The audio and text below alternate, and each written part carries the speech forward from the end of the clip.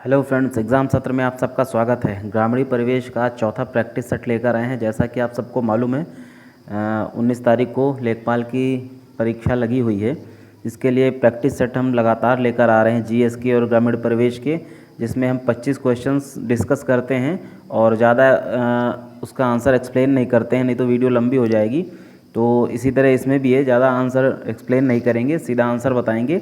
और इसका पीडीएफ आपको टेलीग्राम ग्रुप में मिल जाएगा, उसका लिंक हम डिस्क्रिप्शन में डाल देंगे, ठीक है। तो 25 क्वेश्चंस हैं, आप अपने आप को स्कोर कीजिएगा। तैयारी अच्छे से कर रहे होंगे तो अपने आप को स्कोर कीजिएगा 25 में से कितने क्वेश्चन आपके सही हो रहे हैं। ओके, तो देर न करते हुए स्टार्ट करते हैं आज का पहला क्वेश्चन।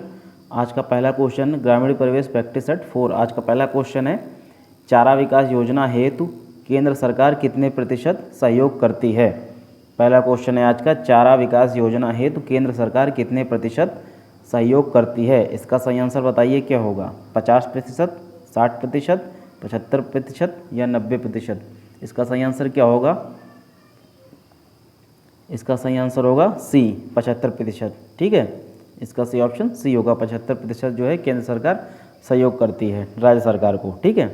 दूसरा क्वेश्चन है आज का। दूसरा क्वेश्चन है, उत्तर प्रदेश के तराई क्षेत्र में निम्न में से कौन सी फसल बहुतायत मात्रा में उगाई जाती है। अच्छा क्वेश्चन है, ध्यान से पढ़िए। उत्तर प्रदेश के तराई क्षेत्र में, ठीक है, ध्यान से पढ़िएगा। तराई क्षेत्र में निम्न में से कौन सी फसल बहुतायत मात्रा में उगाई जाती है। तंबाकू, अलसी, जूट या मूंगफली। सही आंसर क्या होगा इसका, बताइए। इसका सही आंसर सी, इसका भी सी आंसर सही होगा, जूट, ठीक है। तराई क्षेत्र में जूट सबसे ज़्यादा उगाया जाता है, ठीक है, उत्तर प्रदेश के। अगला क्वेश्चन है, आवृत्त कंड किस फसल का रोग है, या आवृत्त कंडवा जिसे भी कहते हैं, ठीक है। आवृत्त कंडवा या आवृत्त कंड किस फसल का रोग है। जौ, मक्का, धान या मूंगफली। किसका है ये, सही आंसर बताइए। इसका कौन सा ऑप्शन सही होगा। आवृत्त कंड किस फसल का रोग है। इसका ऑप्शन ए सही होगा, ठीक है, जौ का। जौ में आवृत्त कंड नाम का रोग हो जाता है, ठीक है। अगले क्वेश्चन की तरफ बढ़ते हैं। चौथा क्वेश्चन है, उत्तर प्रदेश में कपास की बुआई किस माह में की जाती है। अच्छा क्वेश्चन है, फसल से क्वेश्चन पूछ रहे हैं 2-3। अब ग्रामीण परिवेश है तो फसल से और ग्राम से रिलेटेड क्वेश्चन तो होंगे ही। उत्तर प्रदेश में कपास की बुआई किस माह में की जाती है। मई जून, जून जुलाई, अप्रैल मई या जुलाई अगस्त।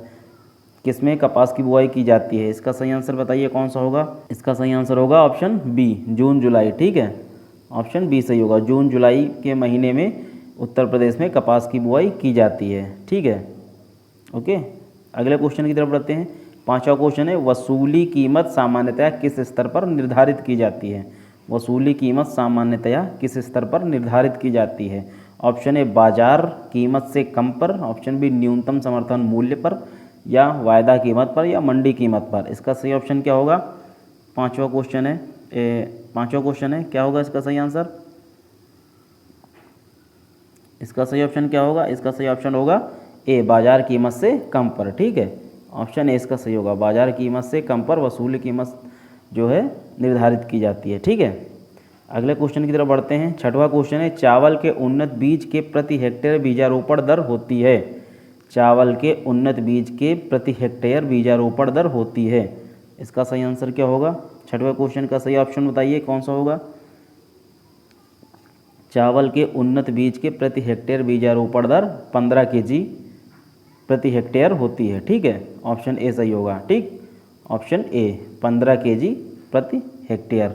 ओके, अगले क्वेश्चन की तरफ बढ़ते हैं। 20वीं पशुगणना के अनुसार भारत में किस राज्य में गायों की संख्या सर्वाधिक है। 20वीं पशुगणना के अनुसार भारत में किस राज्य में गायों की संख्या सर्वाधिक है। कौन से राज्य में सबसे ज़्यादा गाय पाई जाती हैं। सही ऑप्शन बताइए। उत्तर प्रदेश, पश्चिम बंगाल, गुजरात या मध्य प्रदेश। कौन सा ऑप्शन सही होगा इसका। इसका ऑप्शन बी सही होगा, पश्चिम बंगाल। पश्चिम बंगाल में गायों की संख्या सर्वाधिक है। उत्तर प्रदेश में भैंसों की संख्या, उत्तर प्रदेश में सर्वाधिक भैंसें पाई जाती हैं, ठीक है। भैंसें उत्तर प्रदेश में सर्वाधिक भैंसें पाई जाती हैं और पश्चिम बंगाल में गाय पाई जाती हैं, ठीक है। उत्तर प्रदेश दूसरे नंबर पर है, यूपी दूसरे नंबर पर है। गायों की संख्या में यूपी जो है दूसरे नंबर पर है, सेकंड पर यूपी है, ठीक है। और भैंसों में उत्तर प्रदेश पहले नंबर पर है, ठीक है। और भेड़ में तेलंगाना नंबर 1 पर है, बकरी में राजस्थान नंबर 1 पर है। ओके, बढ़ते हैं अगले क्वेश्चन की तरफ। अगला क्वेश्चन है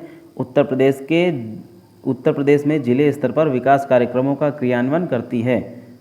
इसका आंसर बताइए। उत्तर प्रदेश में जिले स्तर पर विकास कार्यक्रमों का क्रियान्वयन करती है। ऑप्शन ए जिला अनुरीक्षण समिति, ऑप्शन बी जिला ग्राम विकास अभिकरण, जिला नियोजन अभिकरण, या इनमें से कोई नहीं। कौन सा ऑप्शन सही होगा इसका? सही ऑप्शन बताइए। इसका ऑप्शन बी सही होगा, जिला ग्राम विकास अभिकरण। ठीक है, ऑप्शन बी। थोड़ा सा टफ क्वेश्चन है, जिला ग्राम विकास अभिकरण। अगले क्वेश्चन की तरफ बढ़ते हैं। नवा क्वेश्चन है, भूमि अभिलेखों का नवीकरण किस पंचवर्षीय योजना में प्रारंभ किया गया था? बहुत अच्छा क्वेश्चन है। भूमि अभिलेखों का नवीकरण किस पंचवर्षीय योजना में प्रारंभ किया गया था? 5वीं, 7वीं, 8वीं या 10वीं? किस पंचवर्षीय योजना में भूमि अभिलेखों का नवीकरण शुरू किया गया था? इसका सही ऑप्शन होगा ऑप्शन बी, 7वीं पंचवर्षीय योजना में। ठीक है, 7वीं पंचवर्षीय योजना में। कब से कब तक रही थी? 1985 से 90 तक। ठीक है, 7वीं पंचवर्षीय योजना रही थी। अगले क्वेश्चन की तरफ बढ़ते हैं। 10वां क्वेश्चन है, महाजनी प्रथा का उल्लेख निम्नलिखित में से किस प्राचीन ग्रंथ में हुआ था? महाजनी प्रथा का उल्लेख निम्नलिखित में से किस प्राचीन ग्रंथ में हुआ था? शतपथ ब्राह्मण, उपनिषद, रामायण या महाभारत? किस में हुआ था महाजनी प्रथा का उल्लेख? इसका सही आंसर बताइए क्या होगा? महाजनी प्रथा का उल्लेख शतपथ ब्राह्मण में हुआ था। ठीक है, ओके, ऑप्शन ए सही होगा। अगले क्वेश्चन की तरफ बढ़ते हैं। 11वां क्वेश्चन है, एक गट्ठा कितने इंच के बराबर होता है? भूमि पैमाइश से क्वेश्चन है, एक गट्ठा कितने इंच के बराबर होता है? 91 इंच, 94 इंच, 97 इंच या 99 इंच? सही ऑप्शन क्या होगा इसका? एक गट्ठा कितने इंच के बराबर होता है? 99 इंच। ओके, चौथा ऑप्शन सही होगा, चौथा ऑप्शन सही होगा। ओके, 99 इंच के बराबर होता है। एक गट्ठा कितने इंच के बराबर? 99 इंच। एक गट्ठा कितने के बराबर? 8.25 फुट के बराबर। ठीक है, 8.25 फुट के बराबर एक गट्ठा होता है। ओके, अगले क्वेश्चन की तरफ बढ़ते हैं। 12वां क्वेश्चन है, साकेत निम्न में से किस फसल की किस्म है?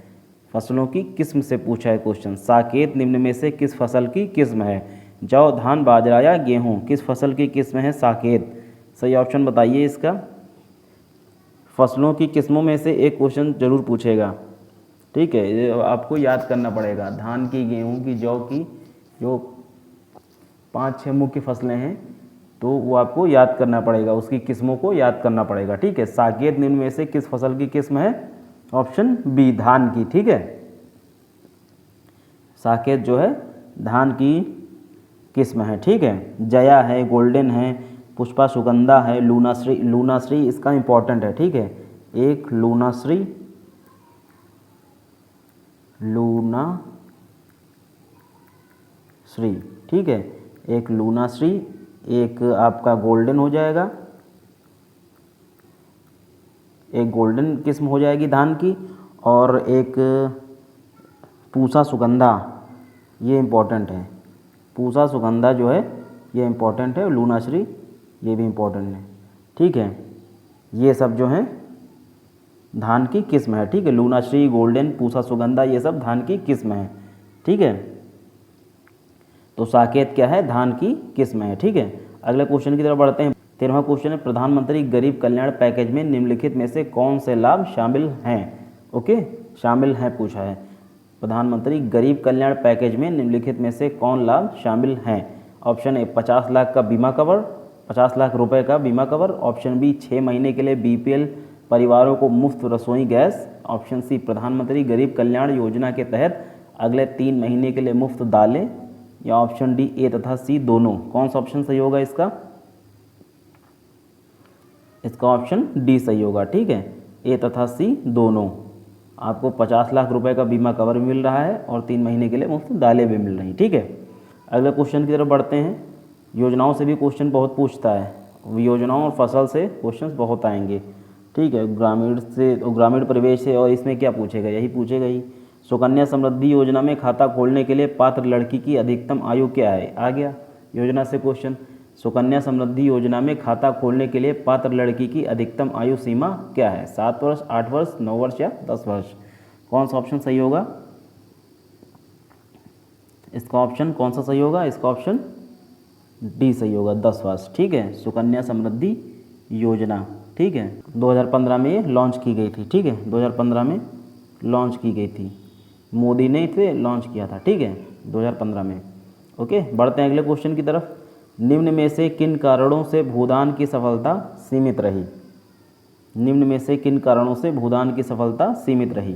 ऑप्शन ए है आंदोलन में नेतृत्व की कमी, ऑप्शन बी है आंदोलन का समय पर न होना, ऑप्शन सी है जुताई योग्य भूमि का वितरण न होना, या ऑप्शन डी उपयुक्त सभी। कौन सा ऑप्शन सही होगा इसका? भूदान की सफलता सीमित रही, इसका कारण क्या है? इसका कौन सा ऑप्शन सही होगा? इसका ऑप्शन सी सही होगा, ठीक है, जुताई योग्य भूमि का वितरण न होना, ठीक है, भूदान आंदोलन सीमित रहा था, उसका कारण ये है जुताई योग्य भूमि का वितरण न होना, ठीक है। भूदान आंदोलन कब शुरू हुआ था? 1951 में संत विनोबा भावे जी ने शुरू किया था, ठीक है, नेतृत्व कर रहे थे संत विनोबा भावे, ठीक है, 1951 में शुरू हुआ था, ठीक है, भूदान आंदोलन।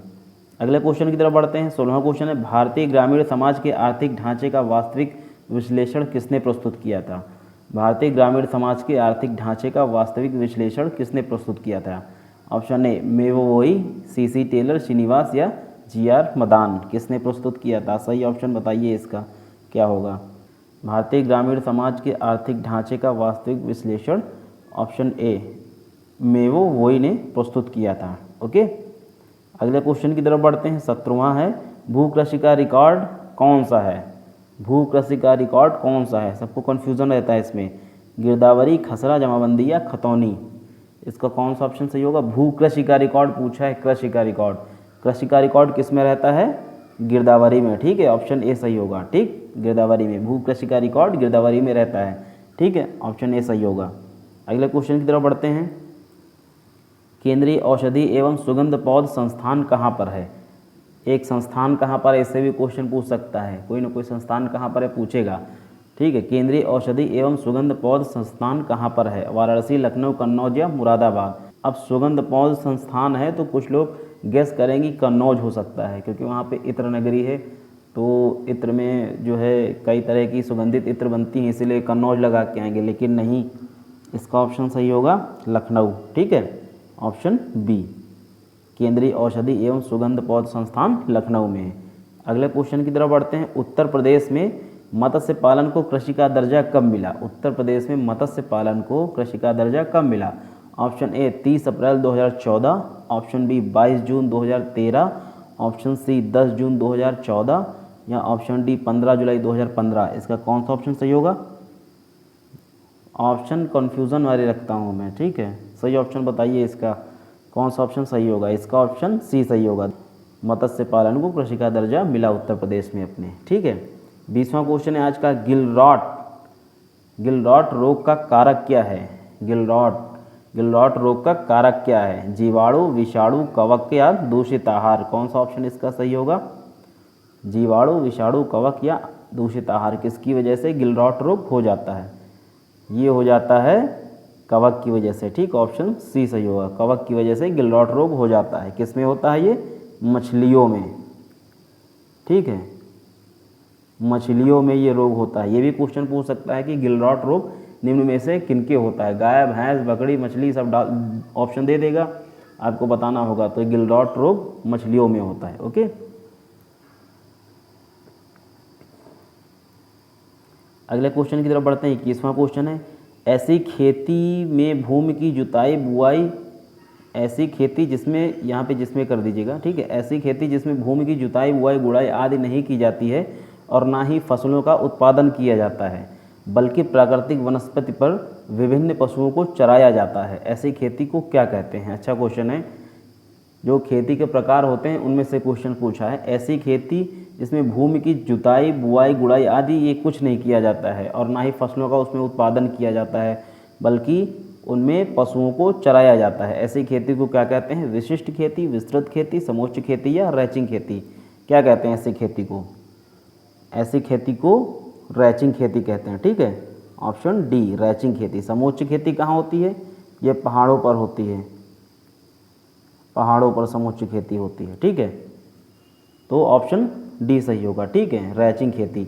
और ये रैचिंग खेती ये बाहर होती है, ऑस्ट्रेलिया में और जहाँ बड़े बड़े खेत होते हैं एक लोग के पास, वहाँ पे होती है, ठीक है, भारत के बाहर अपने, ठीक है।